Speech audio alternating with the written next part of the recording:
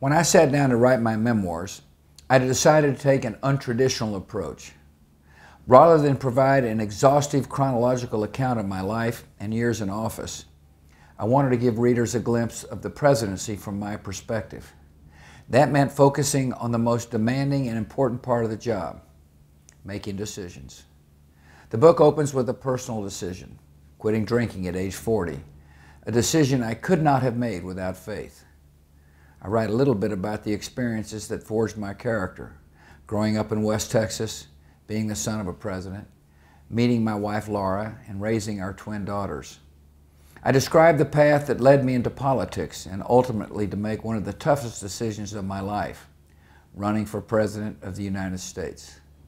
Presidential decisions are shaped by the people around you, so I include a chapter on how I selected the senior members of my cabinet and White House staff. I write about some of our early decisions, such as reforming education and setting a policy on stem cell research. Then I describe the horror and heroism of September the 11th, 2001, when America suffered the most devastating surprise attack since Pearl Harbor. 9/11 changed the course of history and led to the hardest decision any president can make, deploying American troops into combat. I write about the factors I considered and emotions I felt as I sent our forces into Afghanistan and Iraq. I discuss the difficult decisions I made to keep our homeland safe, our successes and setbacks on the battlefield, and the process I followed to change our strategy in Iraq by ordering the troop surge. I take readers aboard Air Force One during my re-election campaign in 2004, inside the Oval Office for meetings with members of Congress and world leaders, and behind the scenes for successes like the tax cut plan and global AIDS initiative, and disappointments like the failure of Social Security and immigration reform. I write about the response to Katrina.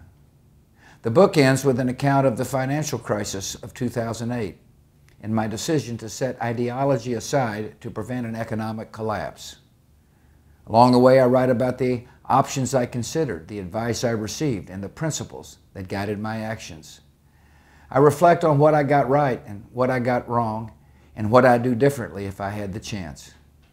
It was a privilege of a lifetime to serve as president for 8 of the most consequential years in American history. Decision Points is a story of this eventful period as I saw it. Thank you for taking time to watch this video. I thank Books A Million customers for your interest in Decision Points.